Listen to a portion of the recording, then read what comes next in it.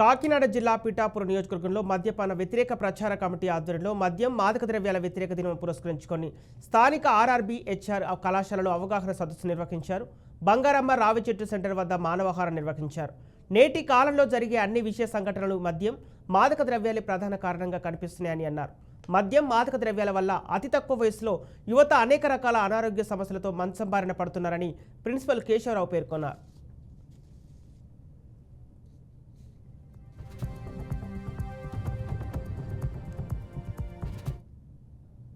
అవుతున్నారు. మరి యువతను చైతన్యవంతం చేయాల్సినటువంటి అవసరం ఉంది.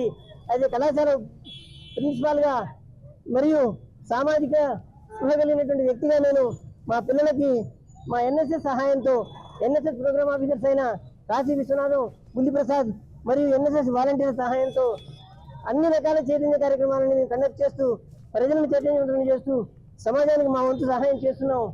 మరి ఈనాటి కార్యక్రమంలో భాగంగా కళాశాలలో నుండి ఈ మాదక ద్రవ్యానికి వ్యతిరేకంగా, మత్తపానీయాల వినియోగానికి వ్యతిరేకంగా స్లోగన్స్ ఇస్తూ ఊరేగింపుగా ప్రజలను చైతన్యవంతులు చేసి ఈ ఉప్పాడ బస్ స్టాండ్ లో మానవహారంగా ఏర్పడి మా యొక్క ఆలోచనని మాదక ద్రవ్యాల వినియోగంలో వినియోగించకుండా ప్రజలను ఎలా చైతన్యవంతం చేయాలో మా ఆలోచనను తెలియజేశాము.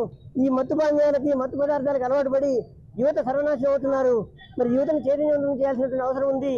అయితే కళాశాల ప్రిన్సిపాల్ గా మరియు సామాజిక స్పృహ కలిగినటువంటి వ్యక్తిగా నేను మా పిల్లలకి మా ఎన్ఎస్ఎస్ సహాయంతో ఎన్ఎస్ఎస్ ప్రోగ్రామ్ ఆఫీసర్స్ అయిన కాశీ విశ్వనాథం, బుల్లిప్రసాద్ మరియు ఎన్ఎస్ఎస్ వాలంటీర్ సహాయంతో అన్ని రకాల చైతన్య కార్యక్రమాలను మేము కండక్ట్ చేస్తూ ప్రజలను చైతన్యవంతం చేస్తూ సమాజానికి మా వంతు సహాయం చేస్తున్నాం.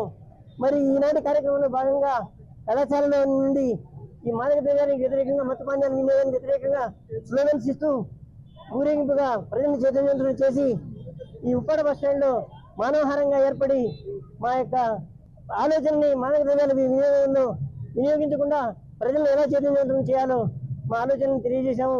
ఈ మత్తు పానీయాలకి, మత్తు పదార్థాలకు అలవాటు పడి యువత సర్వనాశనం అవుతున్నారు.